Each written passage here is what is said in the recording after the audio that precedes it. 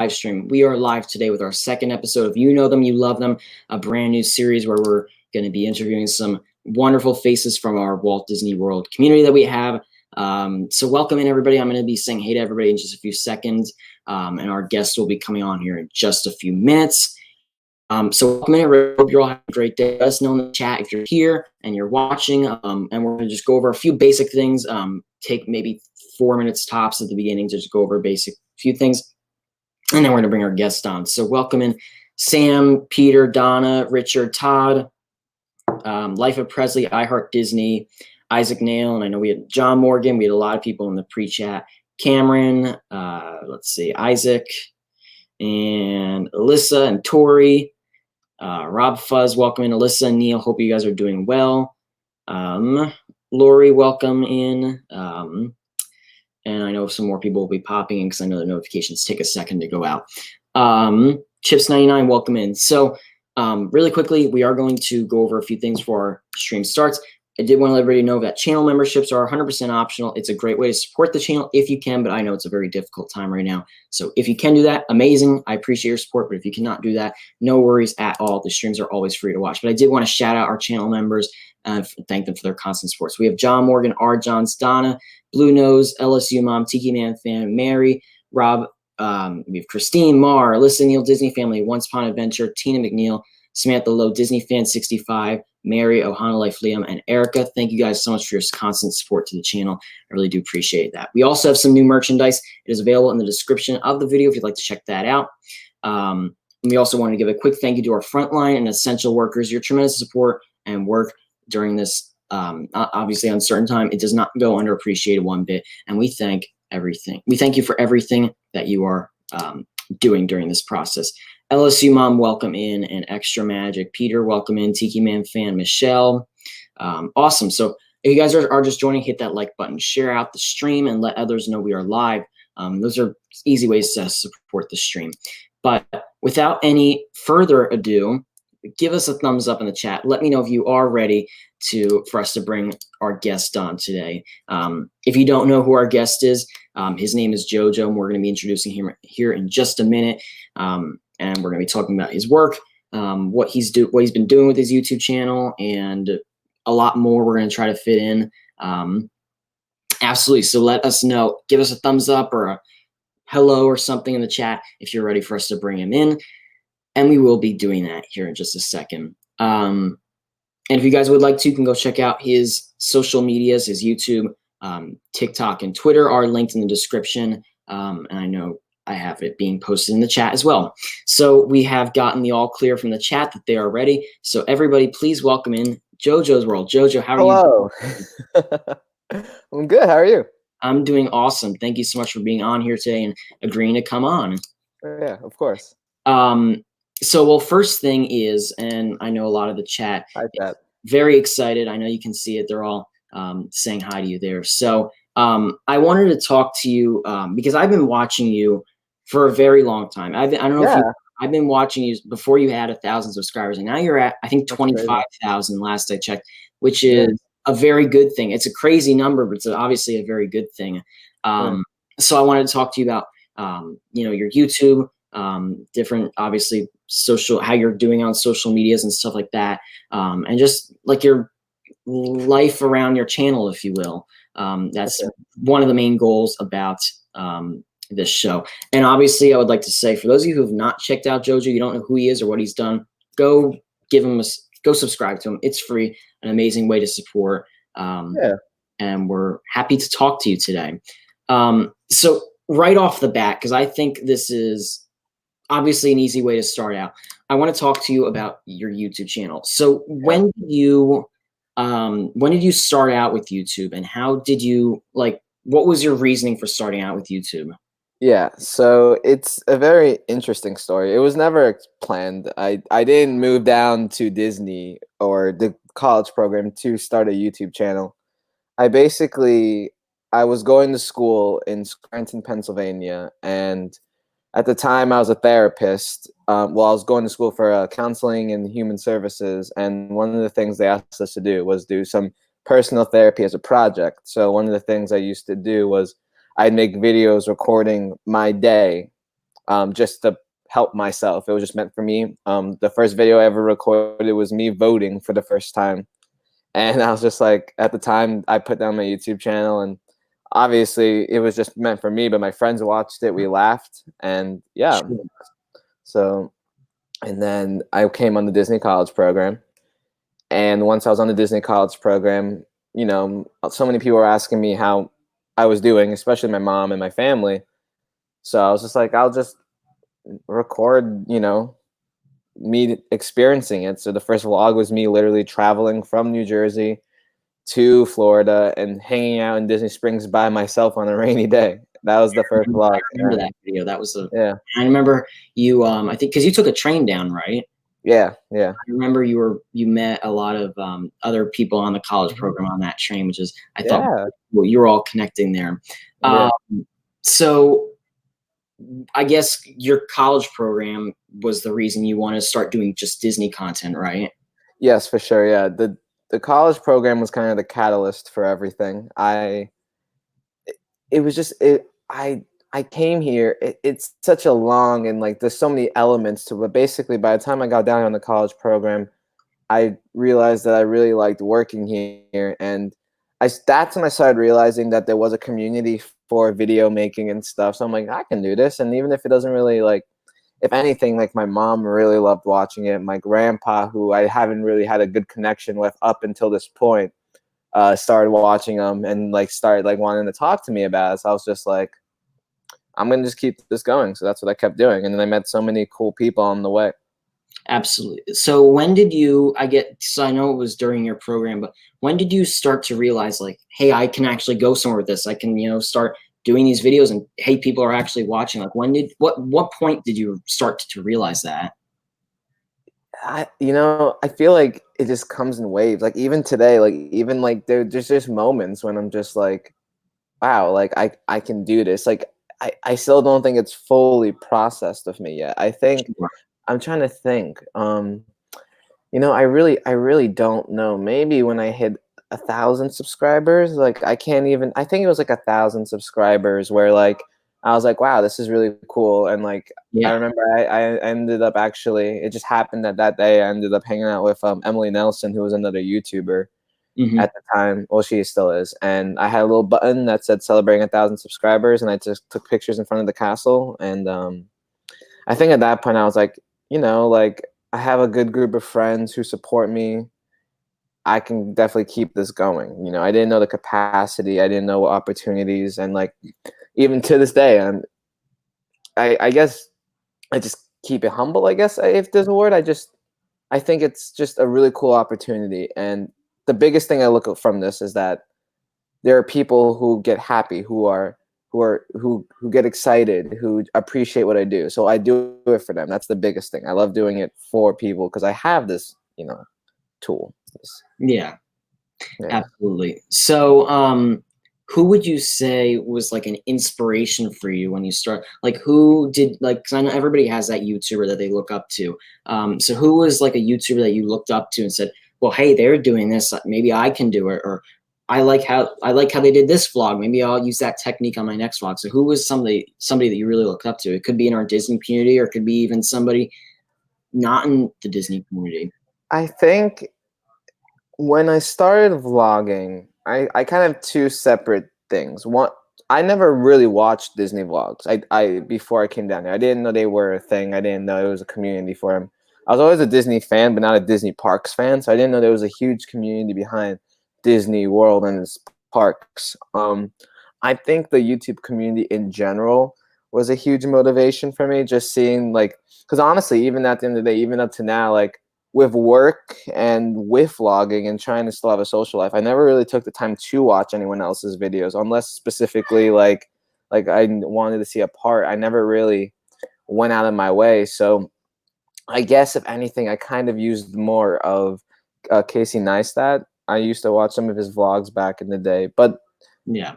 but regardless of that, I think I took a little pieces from everything, just like instinctively, like being around Kyle Palo. He's my good friend now. He's been vlogging for over a year or two. So being around him, seeing his energy, seeing his angles, how he shot stuff, how proficient he was when cutting and editing his vlogs, you know. Even you know, there was Dev and Emily and Corey and Resort TV. I just think what really motivated me is the support that they had, and I'm like, people really look up to them, and that just reminded me that, like, if I do this, I have to understand what I'm getting myself into, in a good way, of course. So Yeah, absolutely. So, and you said you were from New Jersey, as am I. yeah, So my big question, well, I guess it's not a big question, but I don't know if you heard, but it snowed in New Jersey last night. Do you miss the snow? Or are you just like, I'm perfectly fine down here? Or are you like, yeah, I snow. miss it a little bit? I didn't even know it snowed. No, I don't miss it. I Last don't night. miss it. I don't miss it. This is good. I'm chilling in New Jersey my whole life, and then 4 years in Scranton, Pennsylvania, which, like, it snowed all the time there, and I don't miss it. I know people like the seasons, but for me, I'm good with warm weather. I love wearing flip flops every day. I'm chilling. That's kind of the same with me. Yeah, I heard a friend text me and said, "Do you know it snowed here last night?" And I was like, "It didn't snow here last night, so I'm comfortable." Um, So, and you have a pretty big following, and I want to kind of, so we're going to kind of jump over to your social media. You have a pretty big following on Instagram too. Um, and I really like your Instagram. It's because and obviously you have that Disney aspect. You talk about Disney, but you also post kind of some lifestyle stuff. You Oh, post yeah. about, I know you were at Playlist Live this year, which Mhm. I think we're going to talk about a little bit later.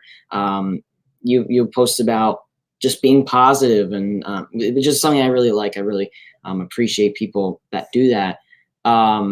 So what do you? So I guess my question is, like, as for you on Instagram, how has that helped you with your channel? In terms of your channel, how's that helped you connect with people? I think it's been really cool because sometimes people will share that they're watching my YouTube, or they'll just DM me and say, like, "Hey, like, what you said really meant something to me." Uh, and you're right, yeah. There's Disney on it, but it's more. It's not just Disney. It's lifestyle. It's positivity. Because, like I said, I went to school for counseling and human services, got my degree and everything. Mhm. And at the end of the day, and I do this on my YouTube, but on my Instagram, it's an easier way of doing it, but I do want to spread positivity. That's the goal of all of my social media. You know, like, at the end of the day, and I said this about counseling, I say this about YouTube, Instagram, TikTok.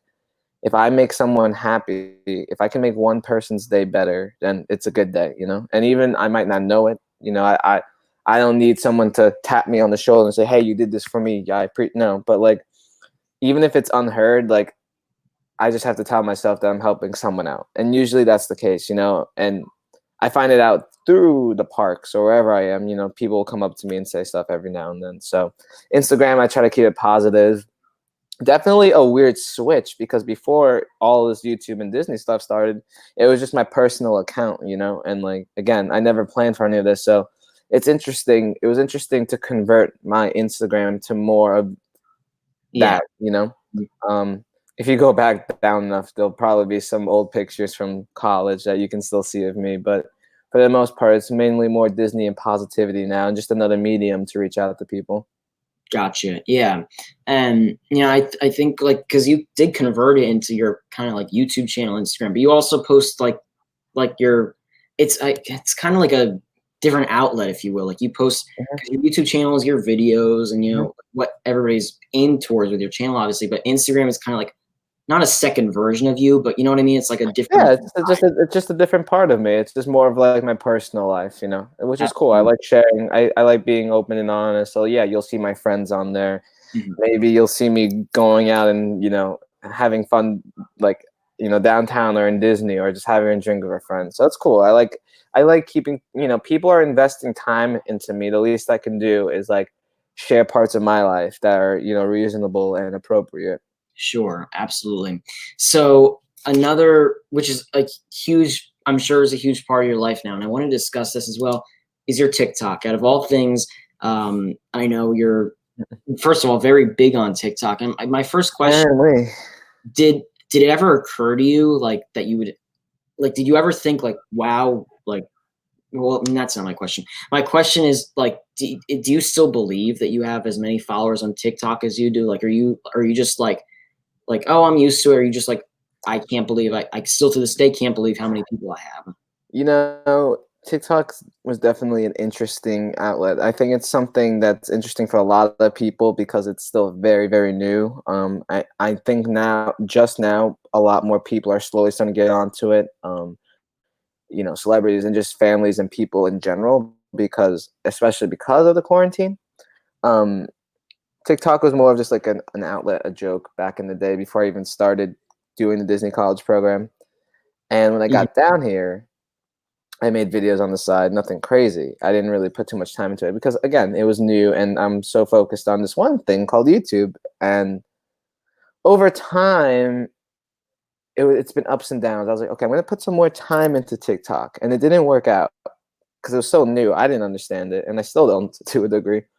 But then Yeah, I tried different things. I take clips of my YouTube videos and put it in there, or just try to create a whole day of just focusing on TikTok. So it was just an interesting medium, and at some point, the views were going huge for like no, I can't explain that. I can't tell you why, but like sure, 1 million views, 300,000 views on videos, and then it just dropped. It just kind of stopped, and I was like. sure. "Ah." So now I'm at a place where I'm just happy for what it is and what it's done for me. Um, I like TikTok. I really do. I like the premise of it, and I like how I can create more fans and create more happiness and bring more Disney fun to it. Mm, Um, so I do. I look at my followers and I'm like, that's interesting because it's not the same as YouTube, but it potentially can be. It depends on the video. yeah, Overall, I do like TikTok. I think the funniest stories I have to say about TikTok is anytime I was like, you know what, maybe TikTok's not my thing. I'm just gonna, like chill on that stop. When I was going into the parks or working, literally someone would be like, "You're that guy from TikTok." I'm like, "Really? You know me from TikTok?" So I think that's when it hit me when I was like, "Okay, so I guess I'll just keep it going on the side," which I I still do. so what was your first and yeah, regarding you like creating happiness for you, I had, as you know, Donna and Sam on last week on the show, and I interviewed them. And Sam, I talked because Sam's pretty big on TikTok too. I talked to her about her TikTok, and she said, I said, what was your inspiration for starting it? She said, you. She Oh, said she watched your TikToks and she loved your videos and she thought she could start one. And what do you know? She has some videos with millions of views. I think yeah, she has almost 1 million hearts or likes, if you will. So yeah, you really help. You help one person, and that's what really matters that's the most. goal. Yeah, if it makes her happy, and I know a lot of people. I was actually live with a spokesman a week or ago, and we were talking, and he said, at the end of the day, you should be humbled and happy that you led the way for so much because there's a lot more Disney TikTok stuff now than there was when I first started, which is good. So I think, again, like it's a cool outlet for a lot of people. So and it makes people laugh. It makes me laugh. So like at the end of the day, I'm proud of that. I'm happy for that.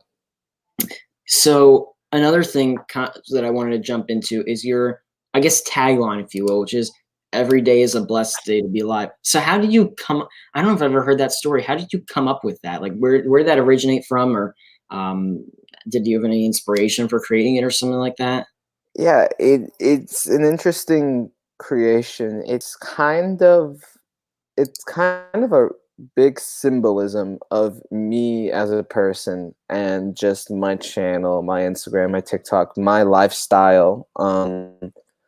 Obviously we all have lives and sometimes days are harder than others, and of course, like anyone else, especially during college, I really had some rough times. I really had some rough time for relationships and people, and there's times I'm like, man, like this is tough, this sucks, but I persevered, I worked hard, I pushed through it, and it got me to this place in Disney where I had all these amazing friends and all this amazing support. And that's kind of when I realized, bringing back the counseling aspect of my education, I was like, every day really is a blessed day to be alive, because even if um, you have a rough day, it's amazing because you can wake up tomorrow and try again. I don't think anyone should ever feel the need to think that everything's over, because it's not. And Absolutely. And and to be honest, I don't really remember. I would have to go back. I would have to go back and look at my videos. I don't remember when it came up. It was, and that's the thing. Everything about this, my YouTube, TikTok, all of this was not planned. So every day is a blessed day to be alive also wasn't planned. It kind of just like format. It just kind of created on itself. The earliest memory I have of the every day is a blessed day to be alive. I was vlogging with Kyle, my friend, in Hollywood Studios, and I said it at the end of my vlog. And he turned around, he looked at me, he's like, "Is that your saying? Because I like it." And I'm like, "Yeah, that's my saying." Yeah, just But roll with it.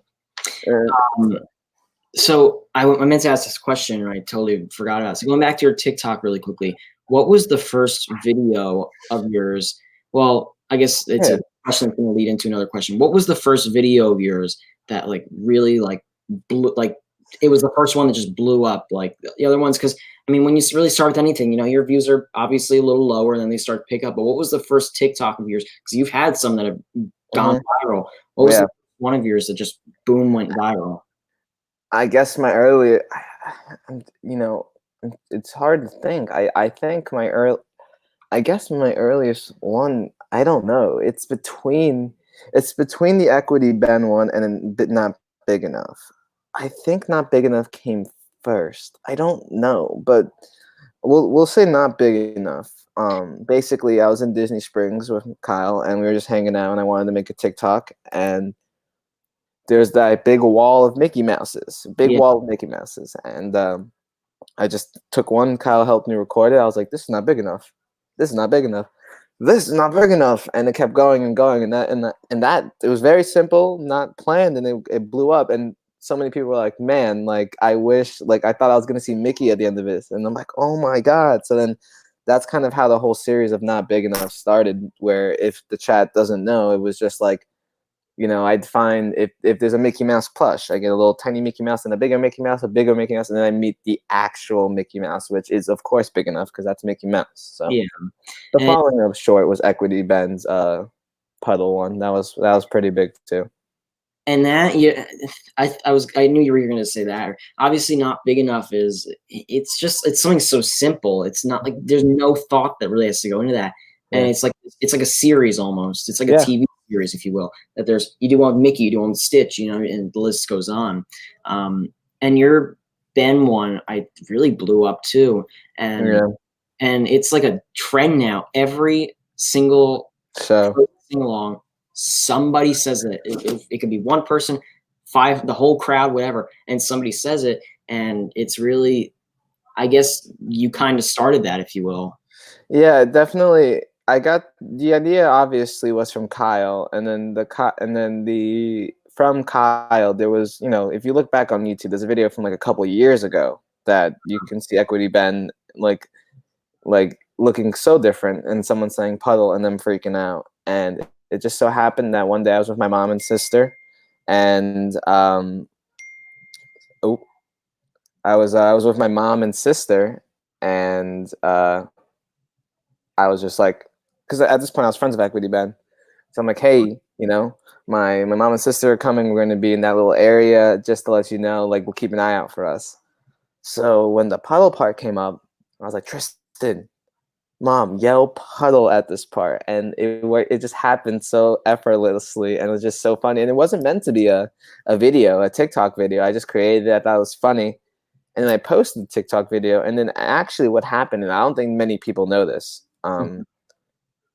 it just posted like a regular TikTok for me, and then a few days later, some random girl, some random person, just some random girl, reacted to the video. So she took the video, she duetted it. That's an option that they have on TikTok. So side by side. So she duetted the video of her reacting to it, and that blew up. That like was insane, because I remember waking up the next day and I had to turn off notifications from my TikTok because my phone was dying because it was blah, blah, blah, blah, blah, blah, blah. And I think the funniest part about all of that was that, like, because I wasn't in the shot and it was such a quick thing, the focus was Equity Ben.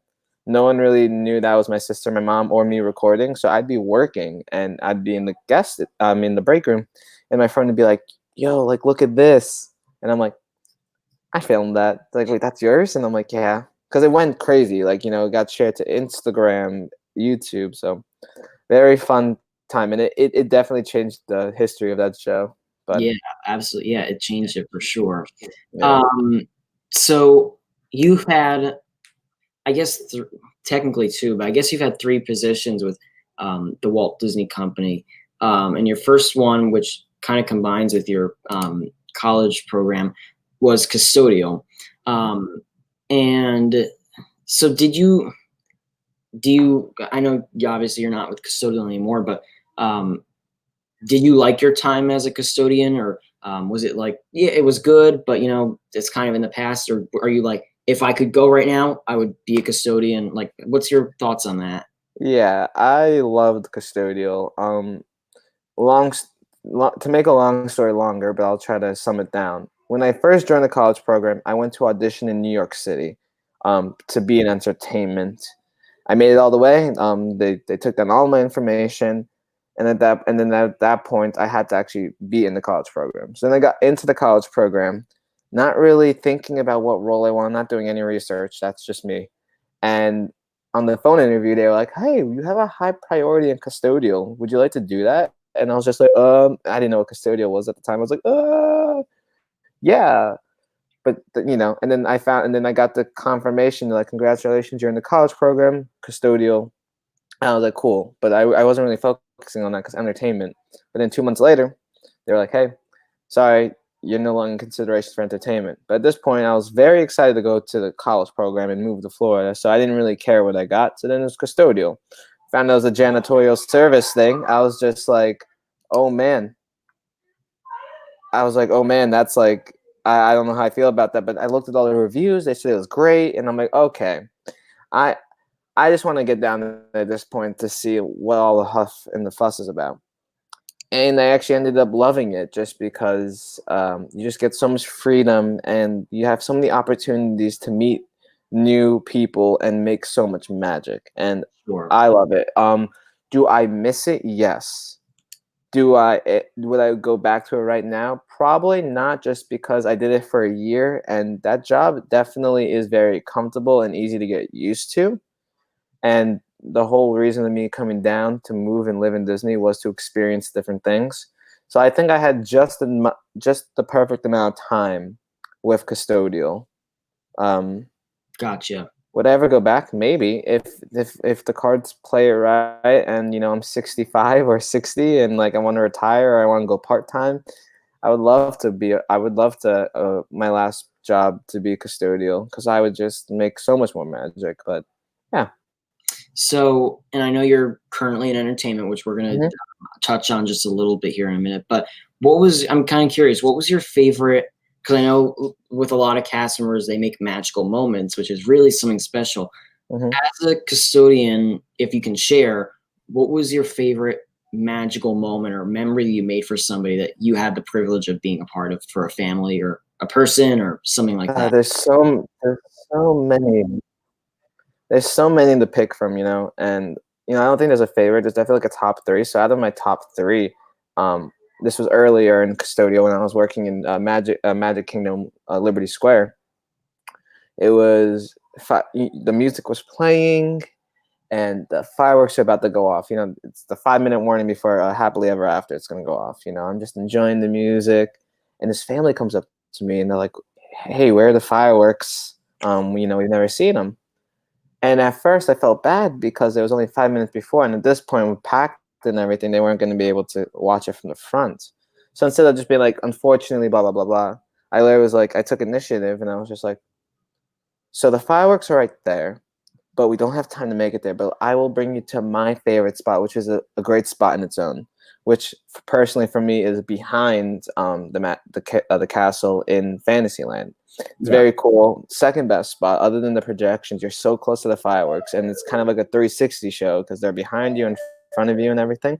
Yeah. So I took them there. It was a mom and dad and three children who have never seen the fireworks before, and went with them and I watched the whole thing with them. And the whole time I wasn't watching the fireworks, I was just watching the kids' reactions. They were freaking out. They were loving every moment of it. And at the end, they were just so happy and so thrilled. And I remember going backstage after all that, and like I just start crying, and my one cast member was just like, "Are you okay?" And I'm like, "Yeah, I'm fine." It's like, "Oh, these good tears," and I'm like, "Yeah." And like that was one of the moments I knew I wanted to stay here, because it was just like that's just something that I knew. Like, you know, you don't always get that confirmation, but I knew that it impacted them, and that was a memory that they're taking home with them, back to the hotel, back to wherever they're from, and they will remember that to some degree next time they come. You know, I'll never see them again, but it was just such a moment, and just knowing that I was part of that just made me so happy.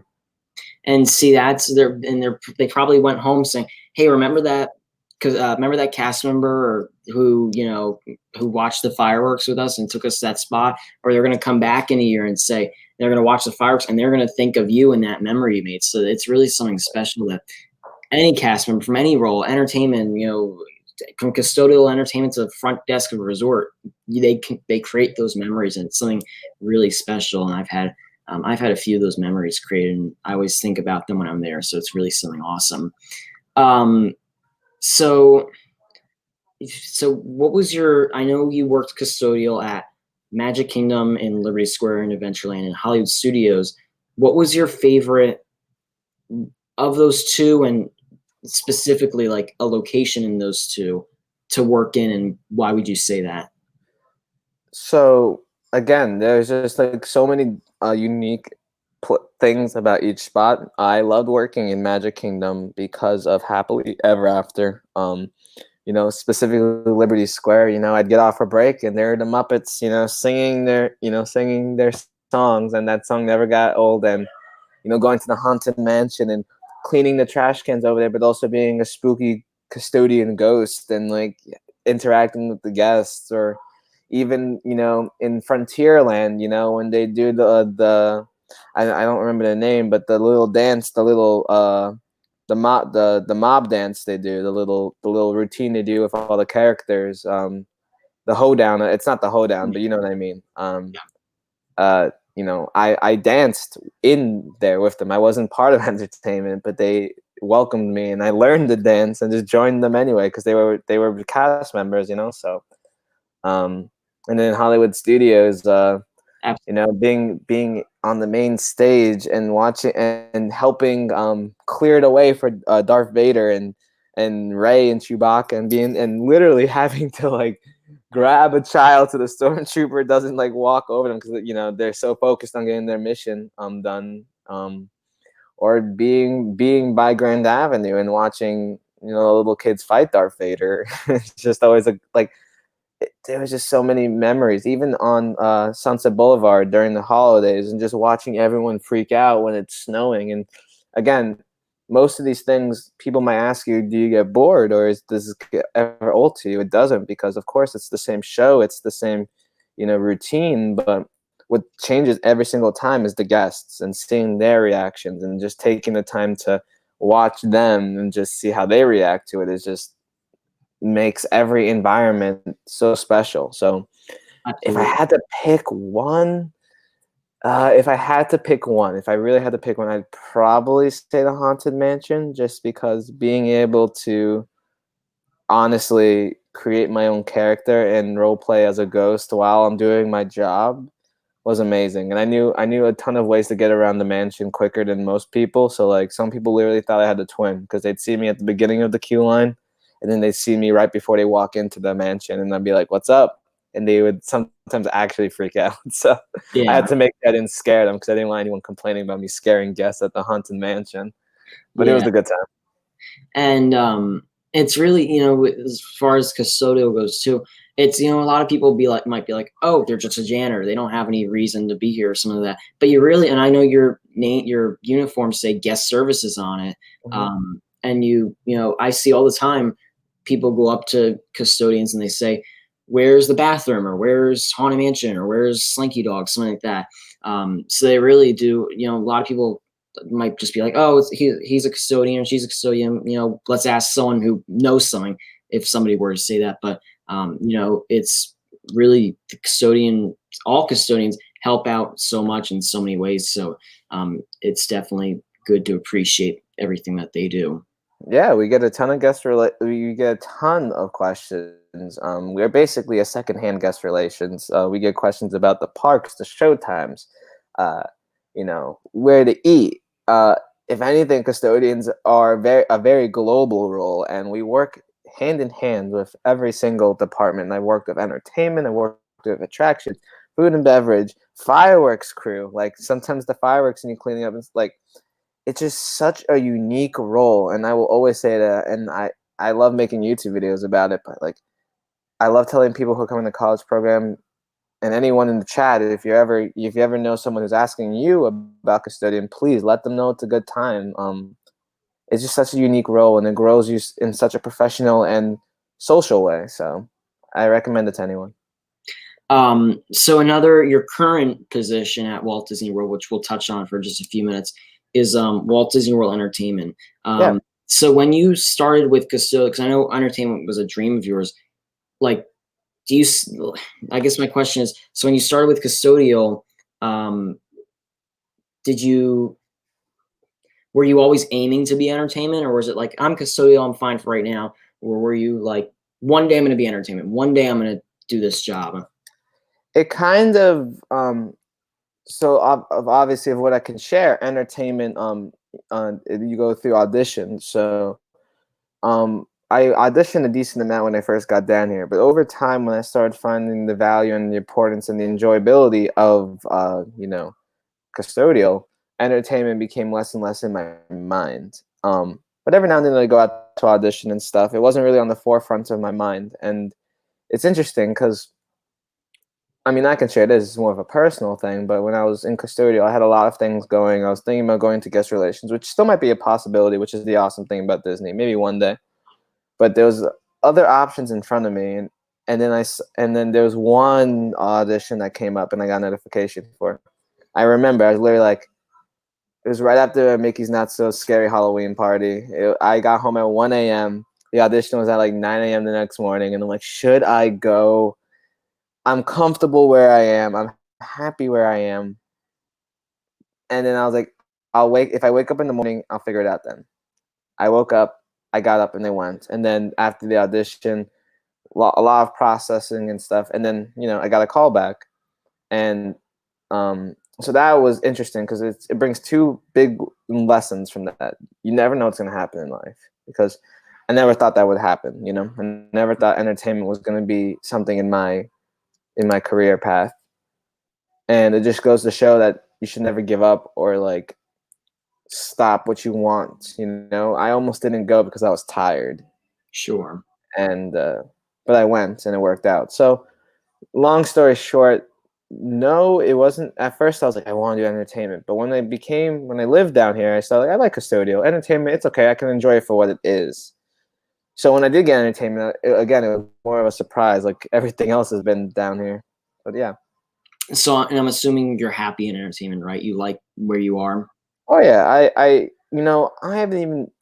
I'm still new to entertainment. There's so much to learn and grow, and still very new. I've only been part of it for 4 months, and obviously,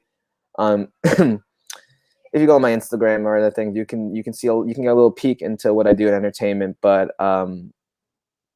there's just so much to learn and do, and so unfortunately with the virus, obviously my training and a lot of things came to a halt. So we'll see where things pick up after. But I do enjoy it. At the end of the day, like anything else, it's a new role, it's a new position, new people to meet, something else for me to really learn and take by and just create and do good with it. Sure. So. Yeah.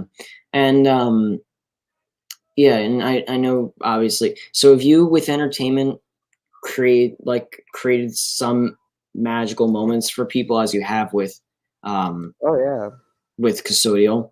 Yeah, in entertainment, there's something called super greeting, which is really cool, and you basically will go to a selected position and super greet. You'll help. Sometimes people need extra assistance. Sometimes the princes, attractions might need extra help, so you get to go there and in your own uniform, you get to go and super greet. You get to say hello to people, answer questions. Kind of super greeting is something I really enjoy because I get to kind of relive custodian. At the end of the day, custodial is super greeting. My favorite thing about Disney World in general is just talking and interacting with people, helping people out.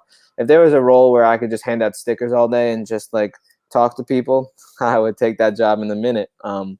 So yeah, being able to make magical moments like that is also great too. I can say this: I was super greeting on Main Street, and Snow White, if you didn't know, she meets right when you walk in. She's right to the left. And the thing is, so many people don't know that Snow White's there because it's so early on. It's so like people are so focused on everything else, they kind of walk by her. So like, anytime I saw a princess or like a little girl or even a guy who like seemed to be into it, or a family, I'd be like, "You guys want to meet Snow White?" They're like, "Yeah." I'm like, "She's right there," and there's no line. And literally, they turn and Snow White's just standing there, like, "Hi." That's awesome. So that was definitely a fun time. I love doing that. So if you weren't in entertainment right now and you weren't in custodial, what's one other position at Walt Disney World that you would love to have? Like, it would be, if you know, like, so we'll cross out entertainment, we'll cross out custodial. What's another position that you'd love to have? You'd love to maybe try out for a day? I would love to try out tour guides in some capacity. I think, again, I'm a very personable person and I love talking to people. And I've actually had some friends who have dabbled in tour guide careers in Disney. And from what they've told me, it sounds like such a fun time. So I would love one day to maybe be able to be a tour guide in some aspect, Keys to the Kingdom, VIP tour guide, anything like that, just where I'm being able to talk to people and guide them through the parks. That'd be a lot of fun. Yeah, I've done both Keys to the Kingdom and a VIP tour, and it's like you kind of, within your however many hours you have on the tour, it's kind of like you get like a personal connection with the tour, like they're kind of your friend, if you know what I mean. Mhm. And like they're like your friend for a day, if you will. So it's something really cool.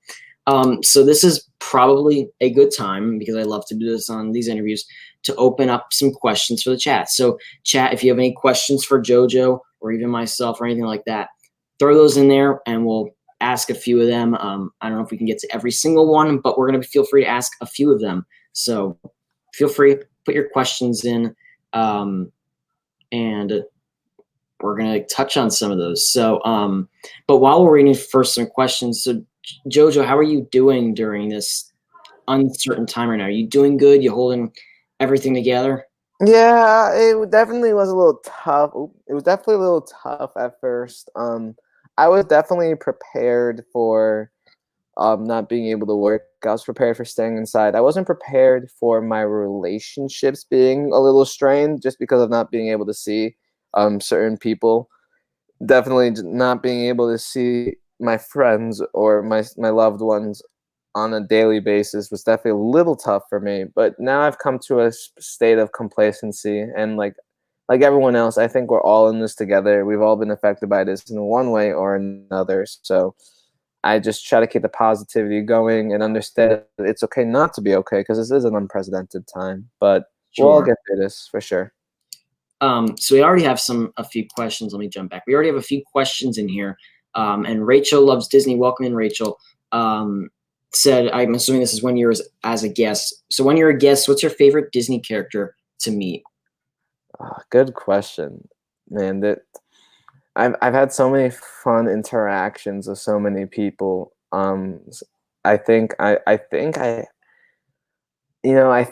to say Stitch. I just Stitch has always been a cool character, and even before YouTube or vlogging or TikTok, I actually met Stitch with my sister way back when, about 2 years ago, and he took my phone and just took my phone and was messing with it, and PhotoPass got a perfect picture of the moment, That's and awesome. it's somewhere on my Instagram, and it was just my favorite picture from the trip.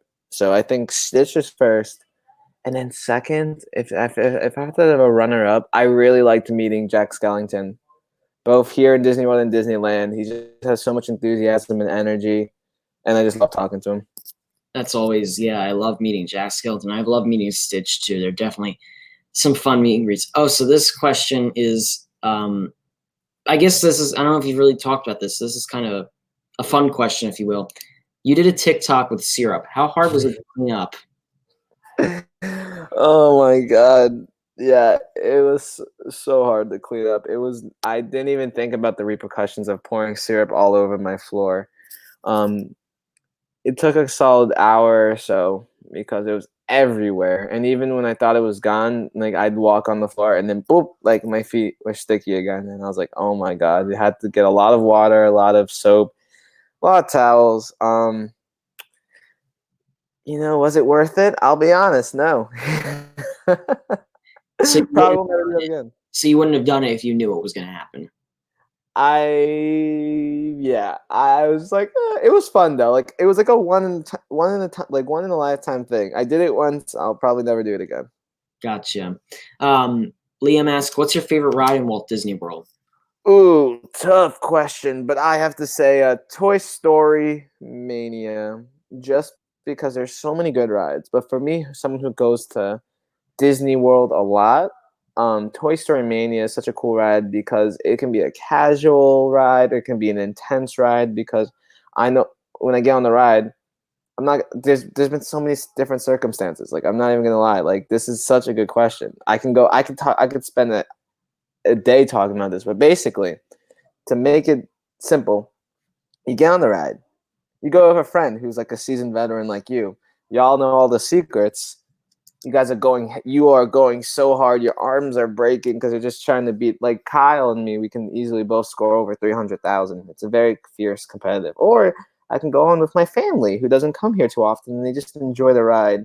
Or this one's a little funny, and this hasn't happened too much, but like I can go on the ride with like, a friend or something, and I can let the girl win. There's so many. The ride's great. The ride's great, and there's so many different ways of experiencing the ride. So yeah. Absolutely. So Sam has a question for you. She said, when is JoJo going to do a Run Disney event with me? Oh, I think I've done one Run Disney event for the cast members and family. I don't know, Sam. That's a good question. I mean, Sam, you will be the first person to know when I do a Run Disney event, though, for sure. I'll let you know. You'll be in the vlog. It'll be a grand old good time. Peter asks, what's your end goal career with Disney? I think we discussed that, but what's your end goal career-wise with Disney? Like, what would you like to end with? Yeah, that's a good question. I said, if the cards fall in the right way, if I retire as a custodial, that'd be cool. Life is very, my life 2 years ago compared to now is so different. So if I'm still in Disney when that comes, then that's what I like to be. But I look at Disney as not an end point, more of a journey. So instead of thinking my end goal career, my I think of like my mid goal careers, and the goal of that is to experience as many different roles as possible. Custodian, entertainment. I would love to do guest relations or tour guides like we discussed earlier. But yeah, there's so many opportunities in Disney as career plans and paths. So who knows where I'll end up. That's awesome. Alyssa Neal said, JoJo, have you thought of trying to do the Aspire program? Yeah. It was actually one of the not selling points, but it was one of the ways I got my dad to get off my back a little bit when I first came down here. Because you can imagine, after going to college for 4 years and then going to like having a job, because I was a therapist after college, and then going from that to going to custodial and moving, my dad was like, "What are you doing?" And I'm like, "Oh, there's the Aspire program then." But in actuality, yes, I've thought about it, and it's funny. We just talked about end career goals. I definitely want to use the Aspire program to potentially pursue a master's degree, but on my own time. I'm giving myself a year or so before I go back into schooling. And Chad, if you didn't know, Aspire program allows you to, pursue a education degree, like a degree in undergrad or graduate, and it's covered by Disney. So very good program by Disney. And we'll go through a few more questions. Avery asks, if you had the opportunity to bring back a defunct attraction, meaning one that is no longer around, what would it be and why? I would bring back for just like a day. I wouldn't want it to stay, but I'd bring back that weird aliens ride that used to be where Stitch Great Escape was. So it wasn't Stitch Great Escape, but it was something else before that.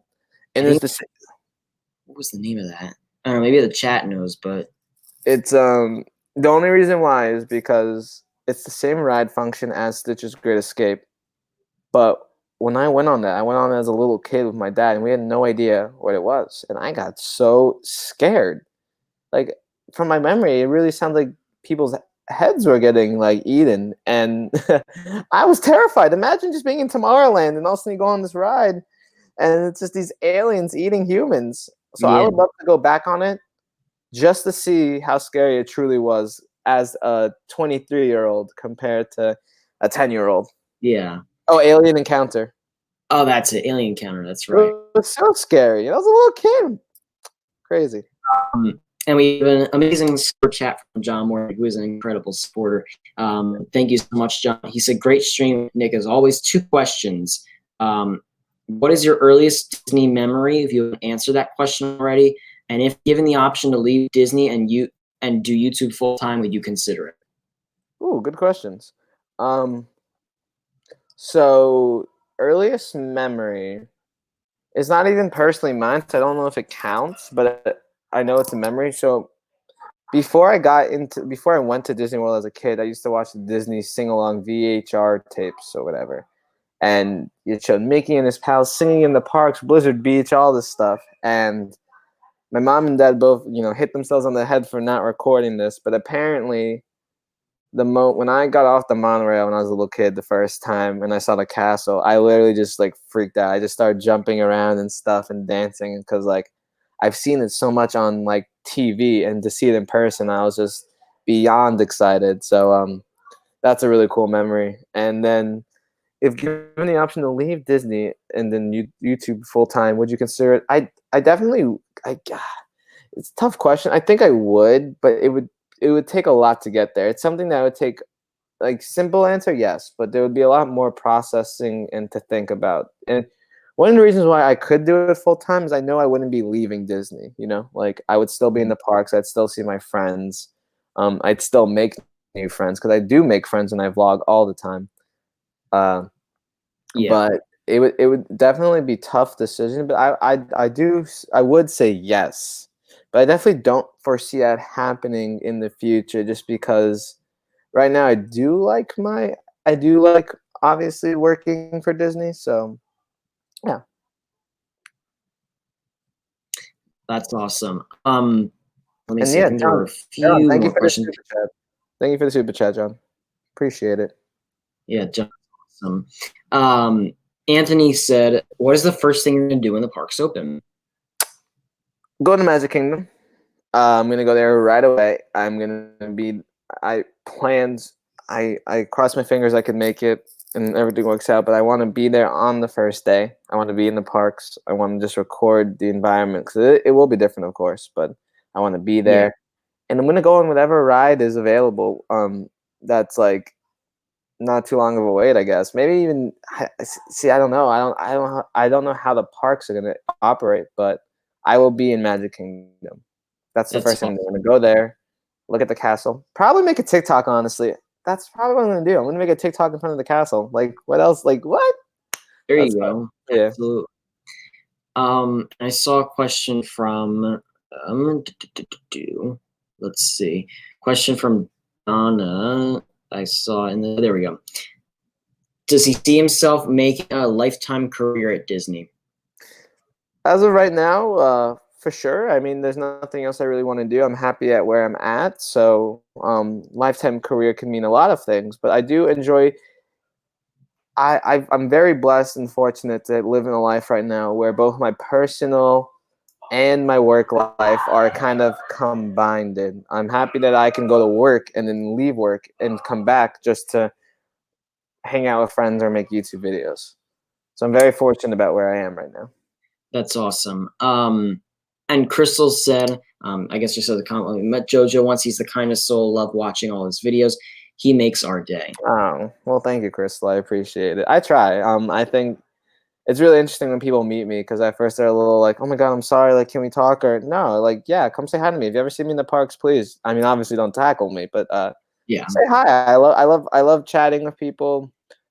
I try to be authentic to who I am on my channel, which is who I am. I love meeting people. I love hanging out with people. So we can definitely have a chat or two. and you know what the good thing is, and this is something I like about you.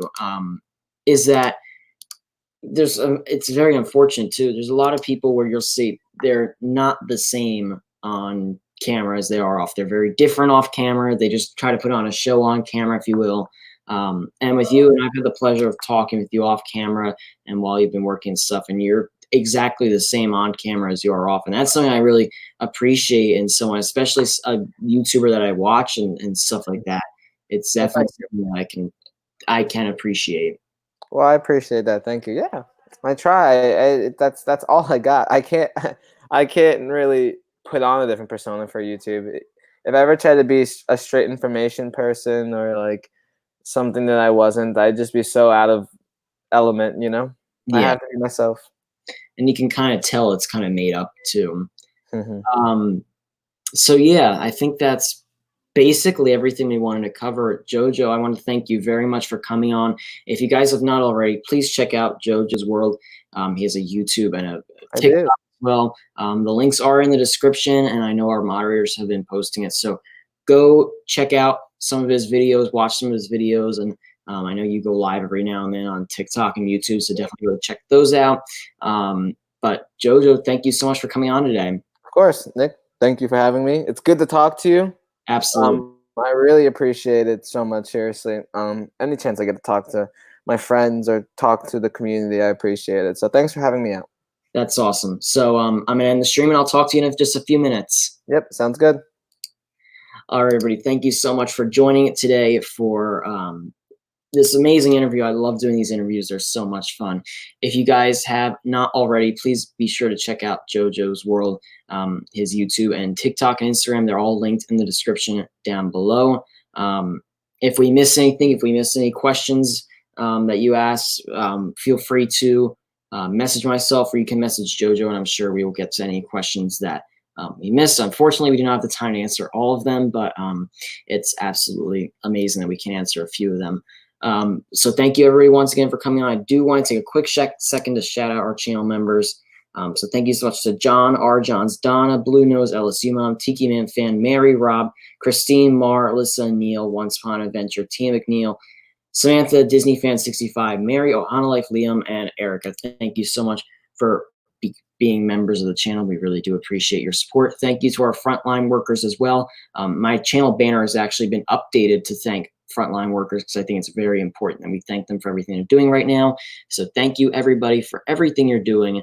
And I will see you all next week at 3:30 when we have a brand new guest on for episode 3 of You Know Them, You Love Them. So until next time, remember, one little spark of inspiration is at the heart of all creation, and I'll talk to you all real soon. Take care, everybody.